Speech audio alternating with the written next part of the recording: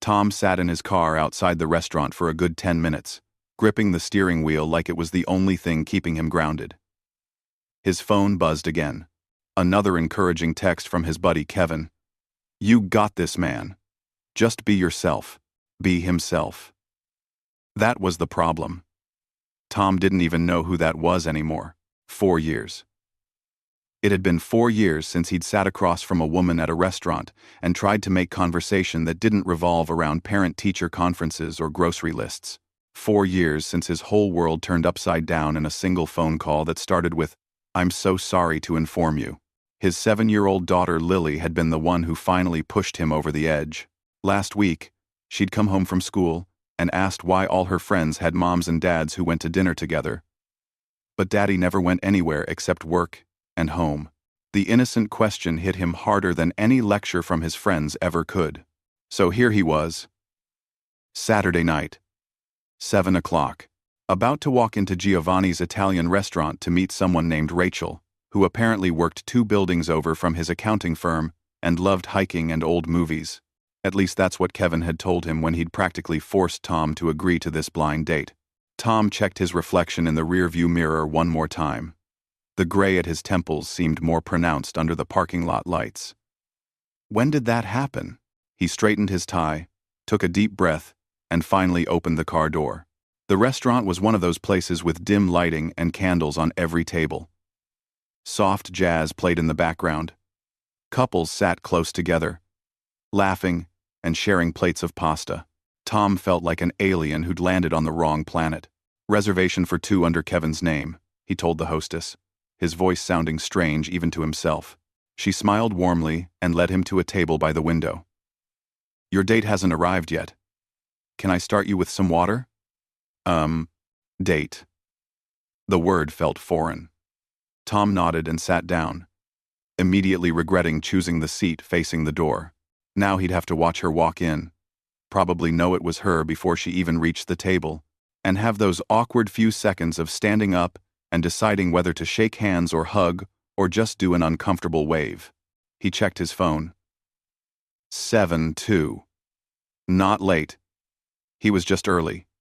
Too early. Because he'd been so nervous, he'd left his house 40 minutes before he needed to. The waitress brought water and bread. Tom buttered a slice he didn't want just to have something to do with his hands. He wondered what Lily was doing right now, probably watching cartoons with Kevin's wife Ashley, who'd volunteered to babysit. Ashley had been almost as excited about this date as Kevin was, which somehow made the whole thing feel more pressurizing. "Tom?" He looked up. A woman stood beside the table, smiling tentatively.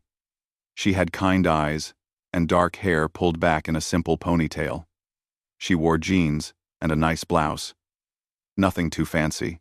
Somehow that made Tom relax just a fraction. "Rachel?" He stood up quickly, nearly knocking over his water glass. Smooth. Real smooth. "That's me." She laughed. And it was a genuine sound, not forced or nervous. "Sorry, I'm a couple minutes late. Couldn't find parking." No, you're right on time. I was just early." Tom gestured to the chair across from him, and they both sat down. For a moment, they just looked at each other, and Tom felt his mind go completely blank. What did people talk about on first dates? He used to know this. He'd been good at this once, a lifetime ago. Rachel saved him. "So, Kevin tells me you work in accounting. That must be fun?" She grinned, letting him know she was teasing. Tom found himself smiling back. "Oh yeah. It's a thrill a minute. Nothing says excitement like tax codes and spreadsheets. Hey, someone's got to keep the numbers straight. I can barely balance my checkbook." They ordered drinks. Wine for her. Beer for him. The conversation started slowly, like a car engine on a cold morning. But gradually it warmed up. Rachel asked about his work, and he asked about hers. She worked in marketing, doing social media campaigns for local businesses. She'd been doing it for about 3 years, after deciding her previous career in retail management was slowly draining her soul. Tom laughed at that. "I know the feeling. Some days I look at spreadsheets so long the numbers start blurring together." So what do you do when you're not buried in numbers? Rachel asked, sipping her wine. The question should have been simple. Easy. But Tom felt his chest tighten slightly. What did he do? He took Lily to soccer practice. He made dinner. He helped with homework. He did laundry. He fell asleep, watching whatever cartoon movie Lily had picked out. He existed. I spend a lot of time with my daughter, he said, which was true, but felt incomplete. She's 7. Keeps me pretty busy. Rachel's face lit up. Oh, Kevin mentioned you have a daughter. That's wonderful. 7 is such a fun age. What's she into? Soccer, mainly. And art. She's always drawing these elaborate pictures. Last week she drew our whole house. But she added a slide coming out of her bedroom window, and a pool in the backyard, that we definitely don't have. She sounds creative. She is. She's...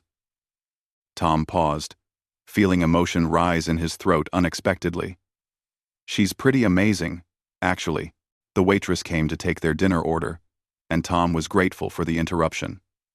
He ordered the chicken parmesan without really looking at the menu.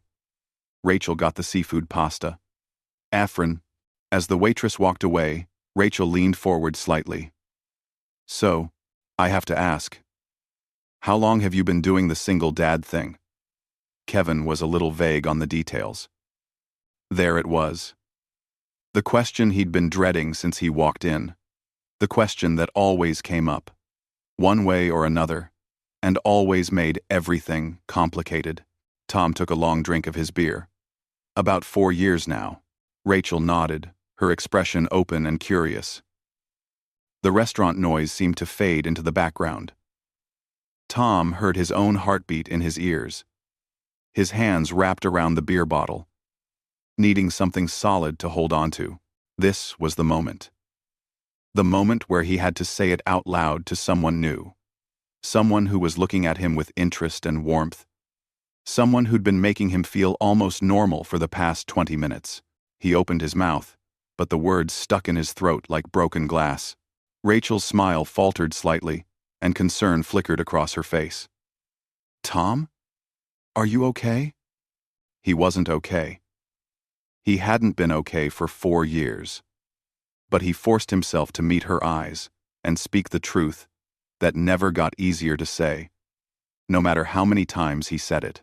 Lily's mom. His voice came out rough and strained. Her name was Jennifer. She died 4 years ago. Car accident on the interstate. She was coming home from a work conference, and a semi crossed the median. They said she didn't suffer, that it was instant, but I don't know if that makes it better or worse. The words tumbled out in a rush.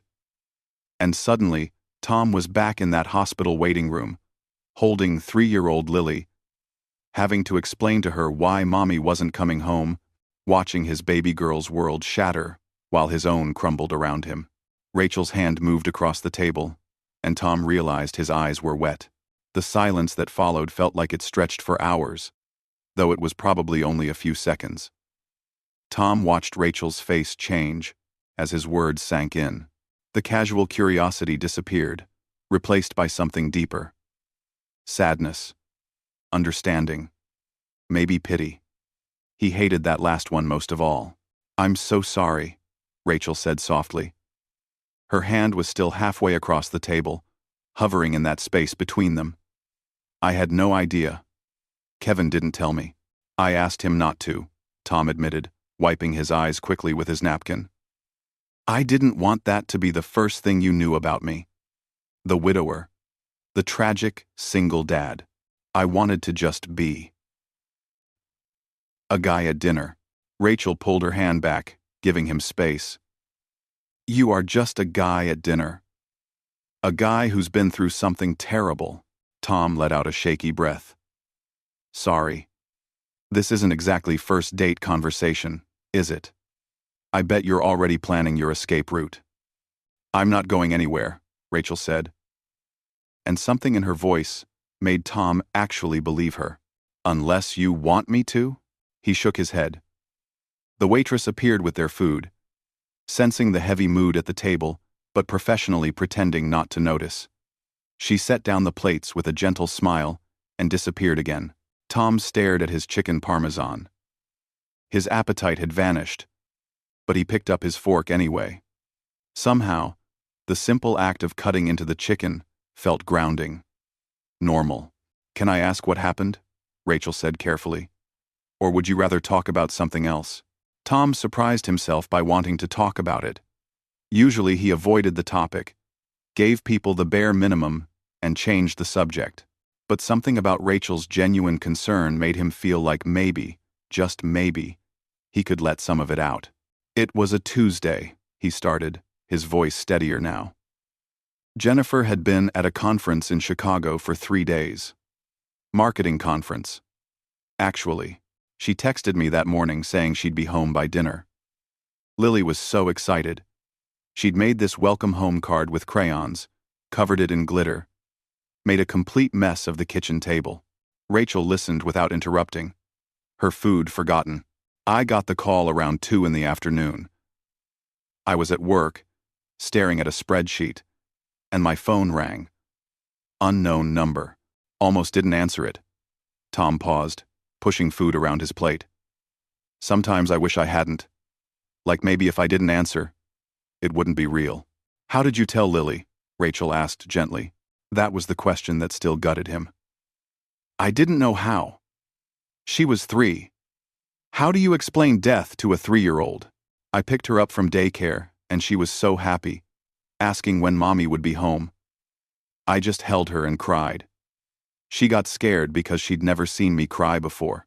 I tried to explain that Mommy had an accident, that she went to heaven, all those things people say. But Lily just kept asking when she was coming back." Tom set down his fork, his hands shaking slightly. "She asked me that for months. Every night at bedtime. When is Mommy coming back?" And I'd have to tell her again and again that Mommy wasn't coming back. Watching her little face process that over and over. That was worse than the funeral. Worse than anything. Rachel's eyes were glistening now, too. "That must have been impossible." "It was," Tom said simply. "Kevin and Ashley. They were lifesavers. Kevin's wife would come over and help with Lily while I just existed. I had to figure out everything Jennifer used to do. The bedtime routine. The favorite foods. How to do her hair. Do you know how many YouTube videos I watched trying to learn how to braid hair? Despite the heaviness of the conversation." Rachel smiled slightly. "How'd that go?" "Terrible at first. Lily would go to preschool with these lopsided braids that looked like a bird's nest. Her teacher was so kind about it, but I could tell she felt bad for us.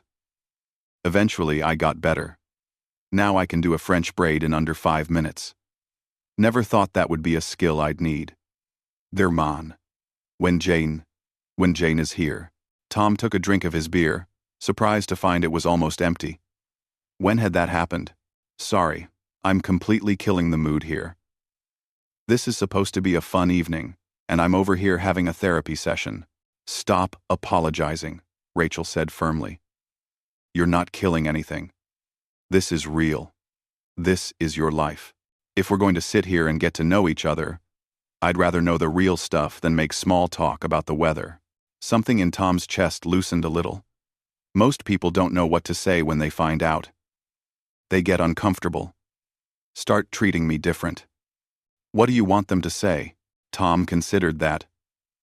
I don't know. Maybe nothing. Maybe just not run away? I'm not running, Rachel said. She picked up her fork and took a bite of her pasta, a deliberate gesture of normalcy. So, tell me something else. Tell me about Lily. What's she like now? The shift in topic was intentional and Tom was grateful for it. His face softened when he thought about his daughter. She's incredible. Stubborn as hell. Which she gets from Jennifer. Smart, too. Her teacher says she's reading at a 4th grade level. She loves soccer. Plays midfielder. Not the fastest kid on the team, but she's got this determination that's just like her dad, Rachel offered. Tom laughed, a real laugh that surprised him. Maybe. She's also got this huge heart. Last week she came home crying because a kid in her class didn't have anyone to play with at recess, so she spent the whole time playing with him. Then she asked if we could invite him over for a play date. Did you? Yeah. Kid's name is Brandon. He's over at our house every weekend now. His mom is so grateful. Single mom. Works 2 jobs. I think she's just happy he has a friend. They ate in comfortable silence for a moment. Tom realized his appetite had returned a little. The chicken was actually pretty good. Can I ask you something? Tom said. Why did you agree to this? The blind date thing. Kevin said you'd been single for a while. Rachel set down her wine glass. Divorced 2 years ago. Not quite as dramatic as what you went through, but it had its own kind of pain. What happened? He cheated. Found out through a text message on his phone. Rachel's voice held a bitter edge. We'd been married 6 years. I thought we were happy. Turns out I was the only one who thought that. I'm sorry. Don't be. Best thing that ever happened to me, honestly. Took me a while to see it that way, but I'm better off. He's someone else's problem now. She paused. But it did make me scared to try again.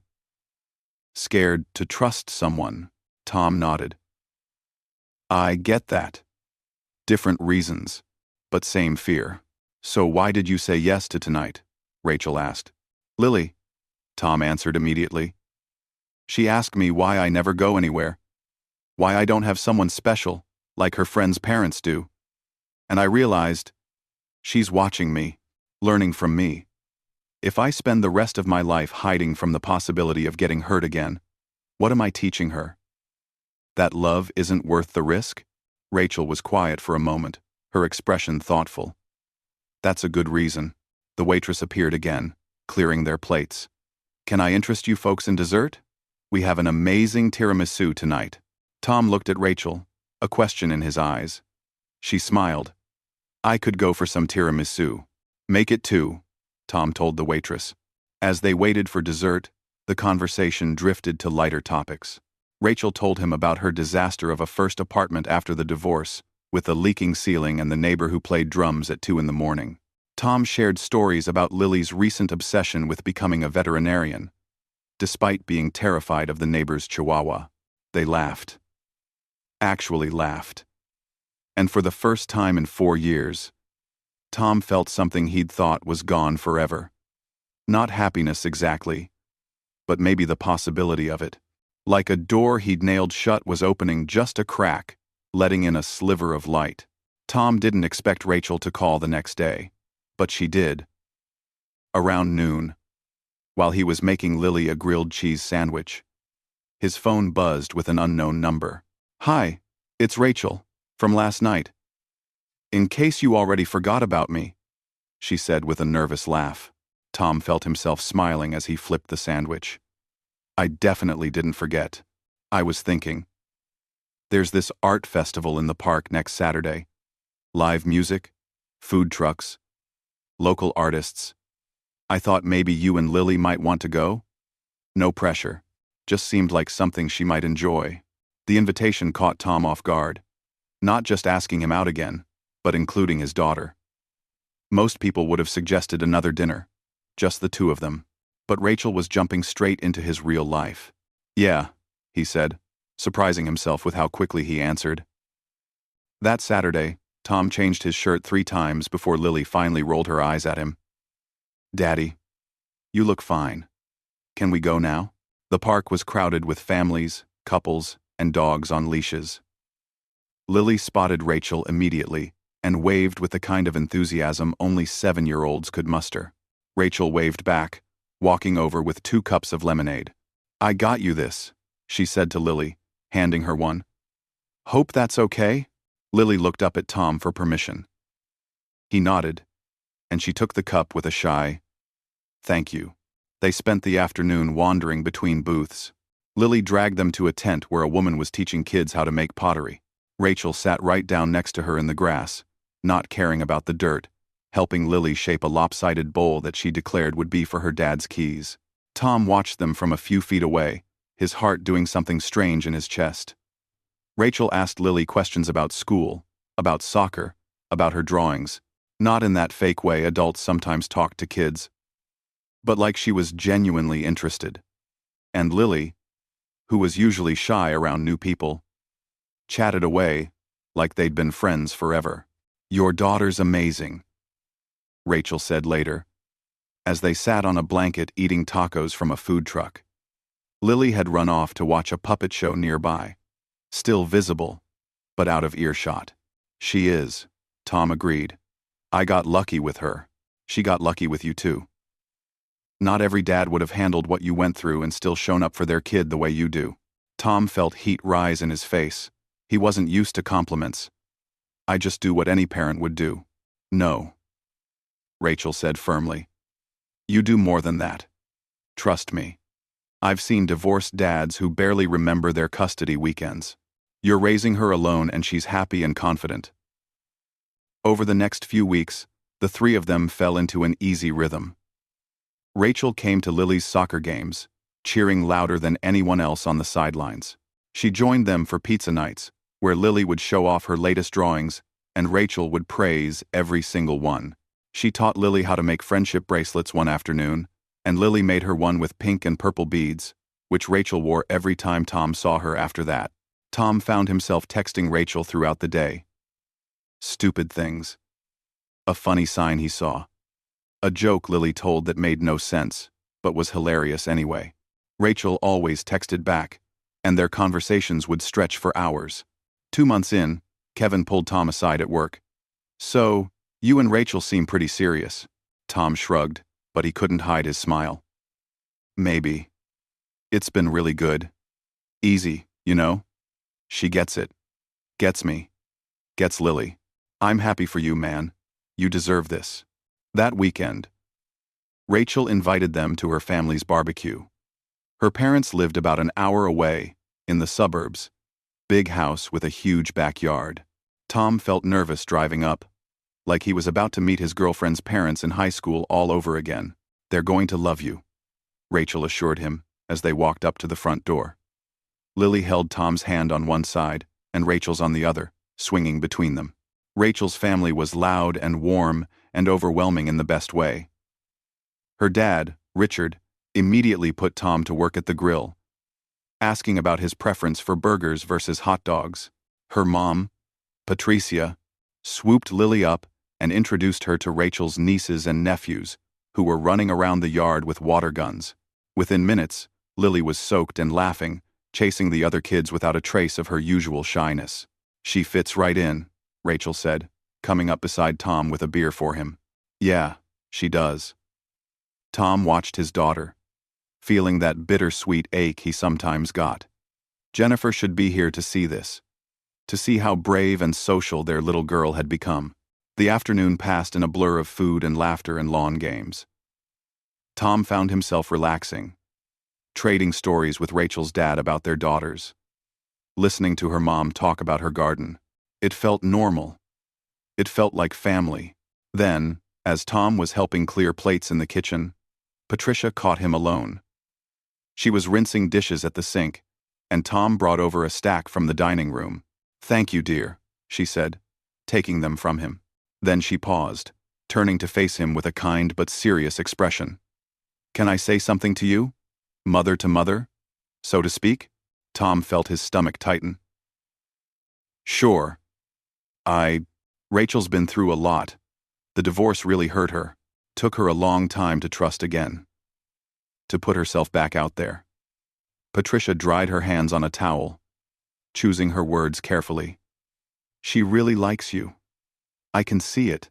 She lights up when she talks about you and Lily." "I really like her too," Tom said, wondering where this was going. Patricia smiled, but there was something sad in it. "That you're not still carrying so much grief that there's no room for her." The words hit Tom like cold water. What do you mean? Your wife. Lily's mother. That's a lot of loss to carry. And I understand that. I do. But Rachel deserves someone who's fully here. Fully available. Not someone who's still living in the past." She reached out and touched his arm gently.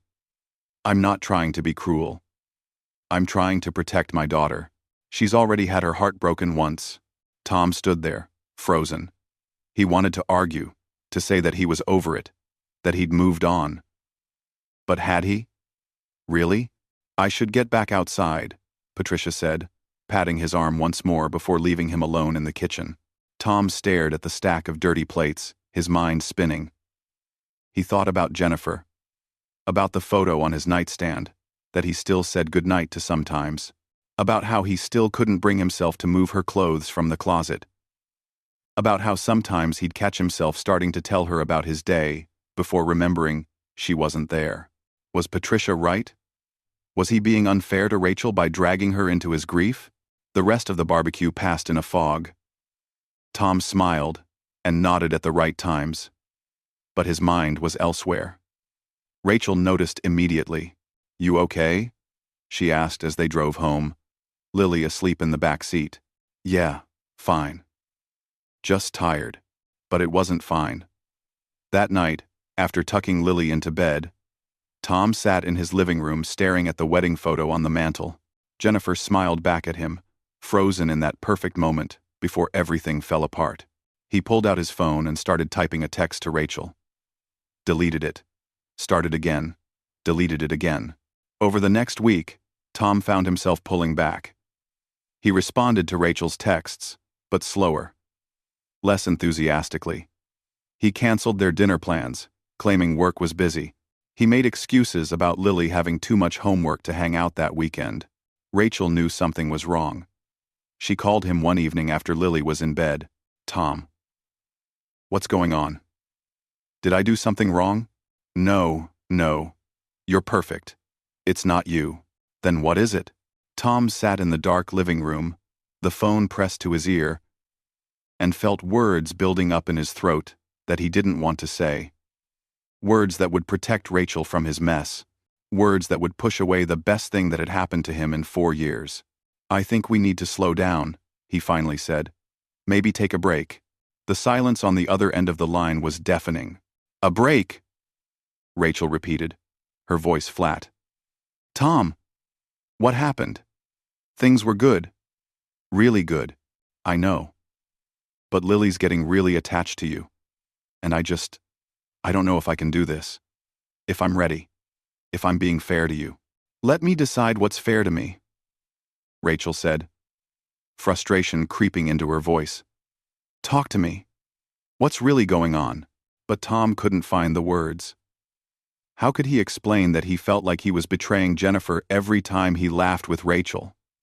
That happiness felt like a betrayal? That he was terrified of loving someone again because he knew how completely it could all fall apart? "I just need some space," he said quietly. "I'm sorry." Rachel didn't call back after that night.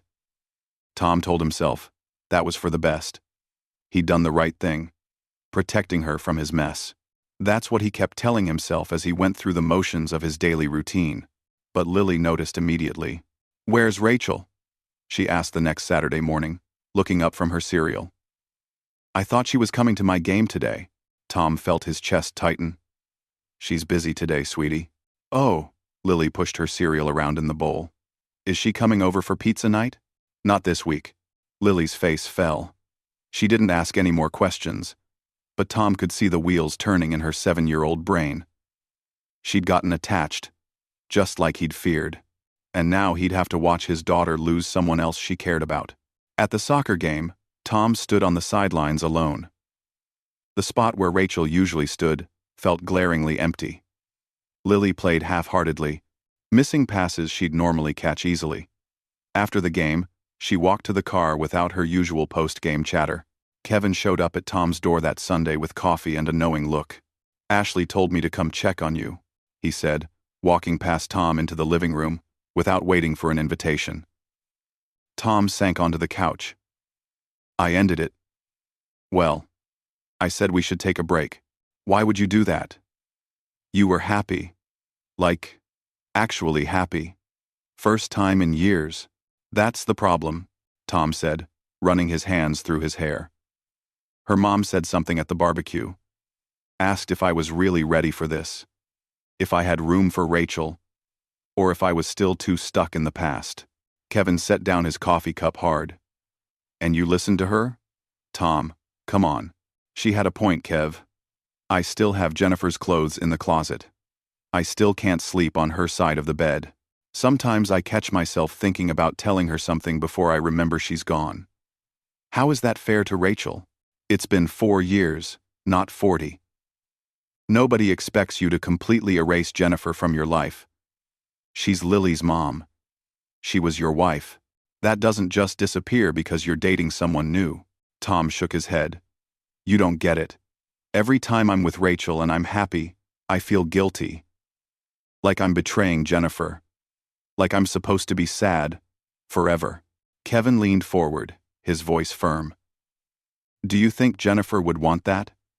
Would want you to spend the rest of your life alone? Would want Lily to grow up, watching her dad shut everyone out? The question hit Tom hard, but he didn't have an answer. The days turned into a week, then 2. Tom went to work, came home, helped Lily with homework, made dinner. The same routine he'd followed for 4 years. Except now, it felt heavier somehow, emptier. Lily stopped asking about Rachel after the first week, but Tom noticed she'd stopped making her drawings too. The ones she used to show Rachel every pizza night. She just came home from school, did her homework, and watched TV. Like she'd dimmed somehow. One night, Tom was tucking her into bed when she finally broke her silence. Daddy, did Rachel stop liking us? The question broke his heart. No, baby. No, that's not it at all. Then why doesn't she come over anymore? Tom sat on the edge of her bed, searching for the right words. How did you explain adult fear and grief to a 7-year-old? Sometimes grown-ups get scared, he said finally. And when they get scared, they make dumb decisions. Are you scared, Daddy? Tom felt tears prick his eyes. Yeah, I am. Of what? How could he explain it? The fear of loving someone and losing them again. The guilt of moving forward. The terror of letting someone new into their carefully constructed life. I'm scared of a lot of things. Lily. She was quiet for a moment, then sat up and hugged him tight. Rachel made you smile more. You should call her. Out of the mouths of babes, Tom thought. His 7-year-old daughter had more wisdom than he did. But Tom didn't call. Instead, he threw himself into work, staying late at the office, volunteering for projects he didn't need to take on. Anything to keep his mind busy. Ashley cornered him at Lily's next soccer game. She stood beside him on the sideline, arms crossed, not even pretending to watch the game. You're an idiot, she said bluntly. Nice to see you too, Ashley. I'm serious, Tom. Rachel is miserable. You're miserable. Lily's miserable. And for what? Because you're too scared to be happy? It's not that simple. Yes, it is. You found someone who loves you and your daughter. Someone who doesn't run away from your baggage. Someone who sits on the ground at art festivals making pottery with Lily and doesn't care about getting dirty. Do you know how rare that is? Tom watched Lily on the field. She was playing better today, but still not her usual self. Her mom said, I'm not ready. That I'm still carrying too much grief. Ashley snorted. Her mom doesn't get to decide that. Only you do. And yeah, you're carrying grief. You'll probably carry it forever, but that doesn't mean you can't carry love too. They're not mutually exclusive, Tom. That night, Tom couldn't sleep. He got up around 2 a.m. and found himself standing in front of his bedroom closet. Jennifer's clothes hung there. Untouched for 4 years. Dresses she'd never wear again. Sweaters that still smelled faintly like her perfume. His therapist had suggested years ago that he might want to box them up when he was ready. He'd never been ready. Tom pulled out one of her favorite sweaters, a soft blue cardigan she wore all the time. He held it to his face and let himself cry. Really cry. The way he hadn't since the funeral. I miss you, he whispered into the empty room. God, I miss you so much, and I don't know what to do. I met someone, Jen. Someone good. Someone who's great with Lily. But I feel like if I move forward, I'm leaving you behind. The house was silent except for the hum of the refrigerator downstairs. No answers came from the universe. Tom sat on the floor of his closet, surrounded by ghost memories, and realized something. Jennifer wasn't in these clothes. She wasn't in this house. She was in Lily's laugh, in the way she scrunched her nose when she concentrated, in her stubborn streak, and her big heart. Jennifer lived in the daughter they'd made together, and nothing could take that away. The next morning, Tom called his sister-in-law, Jennifer's sister Michelle. She'd been asking for years if she could have some of Jennifer's things. He'd always said no, not ready. But now he found himself saying yes. Michelle came over that weekend while Lily was at a friend's birthday party. They went through the closet together, Michelle taking pieces that meant something to her, Tom packing up the rest to donate. He kept a few items, things he wanted to save for Lily when she got older. "You're really doing this," Michelle said softly, folding one of Jennifer's scarves. "Yeah, I think I am. It's okay, you know, to move on. Jenny would want you to be happy." Tom's hands stilled on the box he was packing. "You think so?" "I know so. She told me once, after she had Lily, that if anything ever happened to her, she'd haunt you if you spent the rest of your life alone." Michelle smiled through tears. "She loved you too much to want you to stop living." After Michelle left, Tom stood in his bedroom looking at the half-empty closet. It felt lighter somehow. Not fixed, not healed, but lighter. He picked up his phone and pulled up Rachel's number. His thumb hovered over the call button for a full minute before he finally pressed it. It rang 4 times. He almost hung up, thinking she wouldn't answer. Then her voice came through, cautious and guarded. "Tom? Hey," he said, his heart pounding. There was a long pause on the other end of the line. Tom could hear Rachel breathing, could almost feel her deciding whether to give him another chance or tell him to get lost. "When?" she finally asked. "Tomorrow? The coffee shop on 5th Street? Around 10? Another pause. "Okay, I'll be there." Tom barely slept that night. He rehearsed what he wanted to say, a dozen different ways, but nothing sounded right. How did you apologize for pushing away the best thing in your life because you were too scared to hold on to it? He dropped Lily off at Ashley's house the next morning. She gave him a knowing look.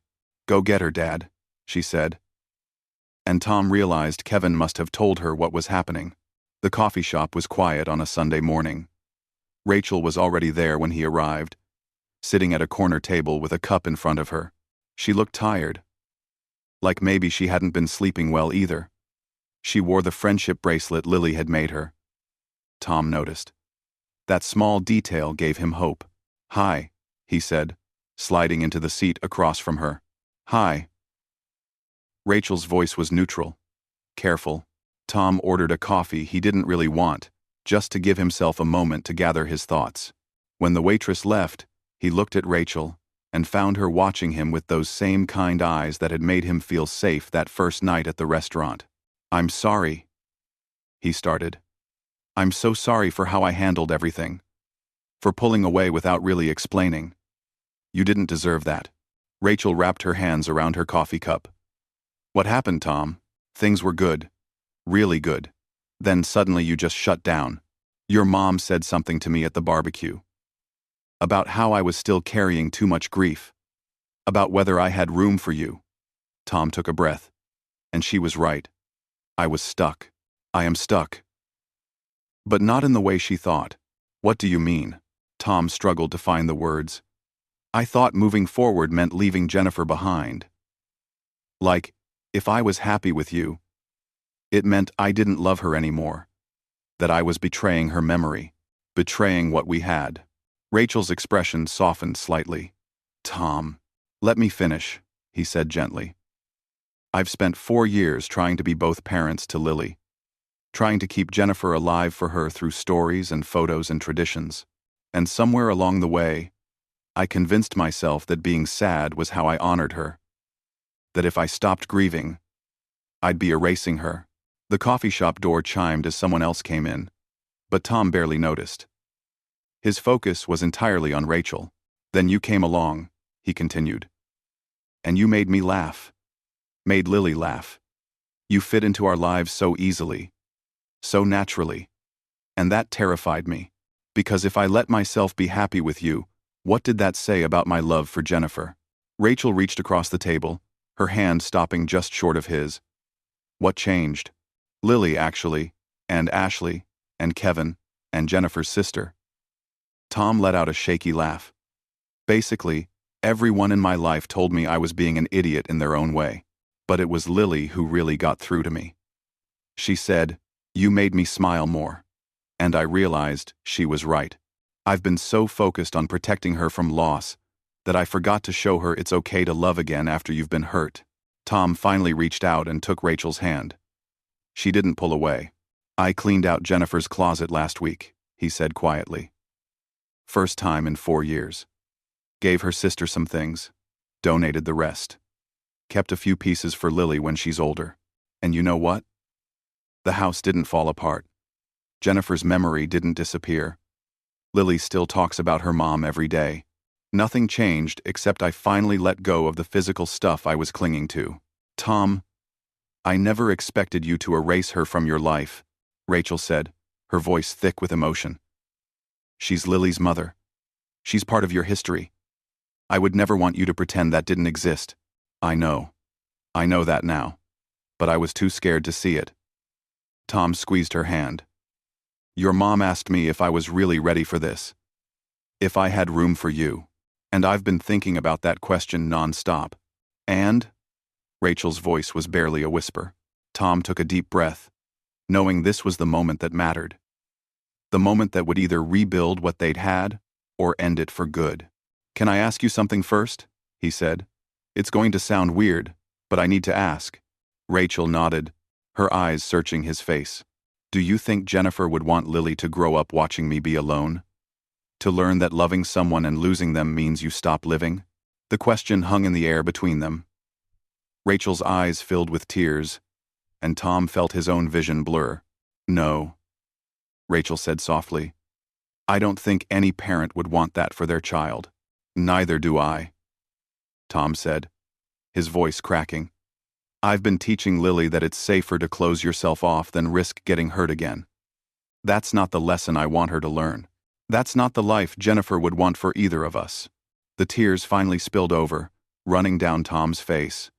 He didn't try to hide them or wipe them away. He just let himself feel everything he'd been holding back. "I love you," he said, the words tumbling out before he could stop them. "I know that's crazy to say after I pushed you away. But I do. And that scared me more than anything, because I know what it feels like to lose someone you love. But I finally realized something. Love doesn't replace love. It doesn't take away from what I had with Jennifer. It just means my heart is bigger than I thought it was." Rachel was crying now too, tears streaming down her face. "You really hurt me. You know, when you pulled away like that, I know. And I'm so sorry. You have every right to tell me to leave and never come back. Is that what you think I'm going to do?" Tom looked at her, really looked at her. At the woman who'd shown up to soccer games and made friendship bracelets and fit so perfectly into his complicated life. At the woman who'd been patient with his grief and loved his daughter like she was her own. "I hope not," he whispered. Rachel stood up from her chair, and for a second Tom's heart dropped, thinking she was leaving. But instead, she moved to his side of the table and wrapped her arms around him. Tom buried his face in her shoulder and cried. 4 years of held-back grief and fear and loneliness came pouring out in that coffee shop, while Rachel held him and didn't let go. "I'm scared too," she said into his ear. "I'm terrified. After my divorce, I swore I'd never put myself in a position to get hurt like that again. But then I met you and Lily, and I couldn't help it." They stayed like that for a long time, holding each other while other customers came and went, probably wondering about the couple crying in the corner. Tom didn't care. When they finally pulled apart, Rachel cupped his face in her hands. "So where do we go from here?" "Forward," Tom said. "One day at a time. With all our baggage and fears and messy histories. Together." "Together," Rachel agreed, and kissed him. 3 months later, Tom stood in his living room adjusting the frames on the mantel. There was his wedding photo with Jennifer, her smile, bright and full of life. Next to it was a new photo from last weekend at the beach. Him and Lily and Rachel all covered in sand and laughing at something Lily had said. Both photos belonged there. Both loves belonged in his life. Lily ran in from the kitchen where Rachel was helping her with a school project. "Daddy," Rachel says, "we can paint the birdhouse purple." "Can we?" "Whatever you two decide," Tom said, ruffling her hair. Lily grabbed his hand, her small fingers sticky with glue. "I'm glad Rachel's here. Mommy would like her, I think." Tom's throat tightened, but it was a good kind of tightness. "Yeah, baby. I think she would too." That night, after Lily was in bed, Tom and Rachel sat on the back porch with glasses of wine. The neighborhood was quiet. Just crickets and the distant sound of someone's TV. "Thank you," Tom said suddenly. "For what?" "For asking me that question. About what Jennifer would want for Lily. For us. It changed everything." Rachel leaned her head on his shoulder. "Sometimes, we need someone outside our own head to ask the hard questions." Tom kissed the top of her head, thinking about how different his life looked now compared to 6 months ago. How he'd almost let fear win. How close he'd come to pushing away this incredible woman sitting beside him. Love didn't replace love. It multiplied it. His heart had room for all of it. The grief and the joy. The past and the future. The memories and the new moments being created every day. He pulled out his phone and snapped a quick photo of their wine glasses side by side on the porch railing. The evening sky painted orange and pink behind them. "What was that for?" Rachel asked. "For remembering," Tom said. "For remembering that this moment, right here, is exactly where I'm supposed to be."